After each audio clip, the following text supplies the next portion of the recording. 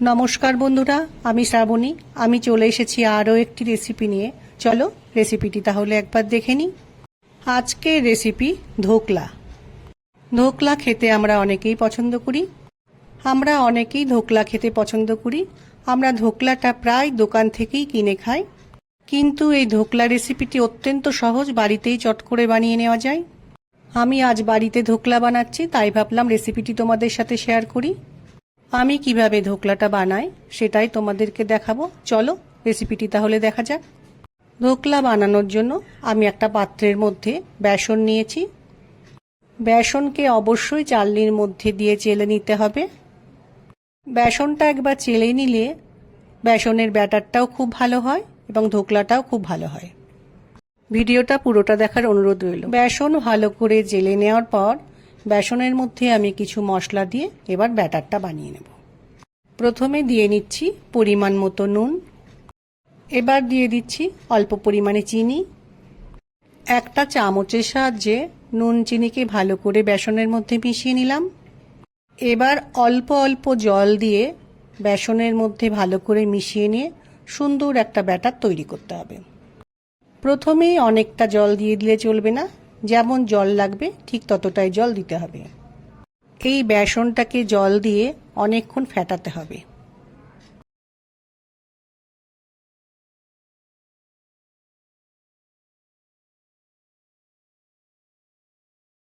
বেসনের ব্যাটারটাকে খুব বেশি পাতলা বা খুব বেশি গাঢ় করলে চলবে না। আমি যেরকম এখন রেখেছি ঠিক এই রকম রাখতে হবে।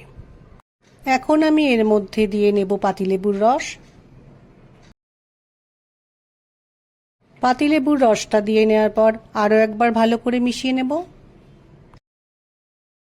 এখন ধোকলার ব্যাটারের মধ্যে দিয়ে নিলাম হিং। অল্প পরিমাণে আদা গ্রেট করে রেখেছিলাম সেটা দিয়ে নিলাম। একটু হলুদ গুঁড়ো দিলাম। আবারও একবার ব্যাটারের সাথে খুব ভালো করে সবকিছু মিশিয়ে নেব। এখন আমি ব্যাটারের মধ্যে দিয়ে নিচ্ছি ওপর থেকে হোয়াইট অয়েল। এই তেলটা ব্যাটারের মধ্যে দিলে ধোকলাটা খুব ভালো হয়। এখন আমি ব্যাটারের ওপরে একটা ঢাকা দিয়ে মিনিট 10 রেখে দেব।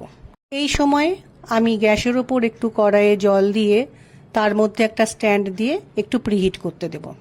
আমি ধোকলা একটা টিফিন বক্সের মধ্যে বানাবো, সেজন্য টিফিন বক্সের মধ্যে একটু সাদা তেল দিয়ে ভালো করে ব্রাশ করে নিচ্ছি। এই তেল দিয়ে ব্রাশটা করে নিলে ধোকলাটা তৈরি হয়ে যাওয়ার পর খুব সুন্দরভাবে ধোকলাটা কৌটো থেকে বের করে নেওয়া যায়। এদিকে কড়াইয়ের জলটা ফুটে গেছে। এই সময় আমি ধোকলার ব্যাটারের মধ্যে ইনো দিয়ে খুব ভালো করে মিশিয়ে নেব। ইনোর পরিবর্তে বেকিং সোডা বা বেকিং পাউডারও দেওয়া যেতে পারে। ধোকলার ব্যাটারে ইনো মিশিয়ে নেওয়ার পরই কিন্তু সঙ্গে সঙ্গে যে জায়গাটায় ধোকলা বানানো হবে তার মধ্যে দিয়ে নিয়ে ধোকলাটা বসিয়ে দিতে হবে। ব্যাটারটাতে ইনো দেওয়ার পর বেশিক্ষণ রাখা যাবে না। আমিও ইনো দেওয়ার সঙ্গে সঙ্গে টিফিন বক্সের মধ্যে ঢেলে নিলাম। সবটা কৌটোর মধ্যে ঢেলে নিয়ে একটু ট্যাপ করে দিলাম। এখন টিফিন বক্সের মুখটা হালকা করে ঢাকা দিয়ে কড়াইয়ের মধ্যে স্ট্যান্ডের মধ্যে বসিয়ে ওপর থেকে একটা ঢাকা দিয়ে দিলাম। ধোকলাটা তৈরি হতে 20-25 মিনিট লাগবে। 20-25 মিনিট পর আমি ঢাকাটা খুলে দেখলাম ধোকলাটা তৈরি হয়ে গেছে। একবার চেক করে নিচ্ছি, ছুরিটা পরিষ্কারই আছে। ধোকলা তৈরি হয়ে গেছে। একটু ঠান্ডা করে নেব ধোকলাকে। একটা তড়কা বানানোর জন্য তড়কা প্যানের মধ্যে হোয়াইট অয়েল দিলাম। তেলের মধ্যে দিলাম কালো সর্ষে। কালো সর্ষেটা খুব সুন্দর ভাজা হচ্ছে। এখন তেলের মধ্যে দিয়ে দেব হিং। কাঁচা লঙ্কা মধ্যে থেকে চিড়ে নিয়েছি, সেই কাঁচা লঙ্কাটা দিয়ে দিলাম তেলের মধ্যে। কয়েকটা কারি পাতা তেলের মধ্যে দিয়ে দিলাম। এখন আমি এই ফোড়নটাকে খুব ভালো করে ভেজে নেব। ফোড়নটা ভালো করে ভাজা হয়ে গেছে। তেলটা খুব গরম হয়ে গেছিল, ওই জন্য গ্যাসটা অফ করে দিয়ে নিলাম চিনি, একটু নুন। এর মধ্যে জল দিয়ে খুব ভালো করে এখন মিশিয়ে নেব। ধোকলার ওপর দেওয়া সিরাপটা আমার তৈরি হয়ে গেছে। ধোকলার টিফিন কৌটোর ওপরে একটা প্লেট রেখে ধোকলাটাকে আমি বের করে নিলাম। দেখো কত সহজে বের হয়ে গেল। এখন আমি ধোকলার ওপর আর একটা প্লেট রেখে ধোকলাটাকে সোজা করে নিলাম। এখন একটা ছুরির সাহায্যে ধোকলাকে আমি কেটে নেব। আজকের এই ধোকলাটা কিন্তু খুব নরম হয়েছে, তোমাদেরকে সেটা আমি দেখাবো।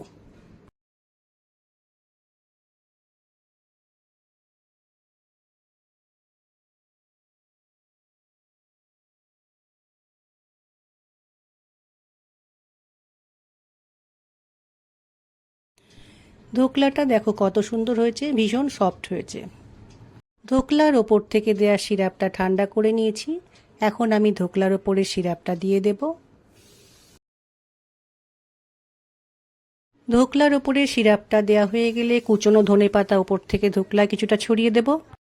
ধোকলার রেসিপিটি আমার তৈরি হয়ে গেছে। এটা খেতেও কিন্তু অসম্ভব ভালো হয়েছিল। এইভাবে ধোকলা বানিয়ে কাউকে খেতে দিলে কেউ বুঝতে পারবে না বাড়িতে বানানো হয়েছে না দোকান থেকে কিনে আনা হয়েছে। আশা করছি আজকের এই ধোকলার রেসিপিটি তোমাদের খুব ভালো লাগবে।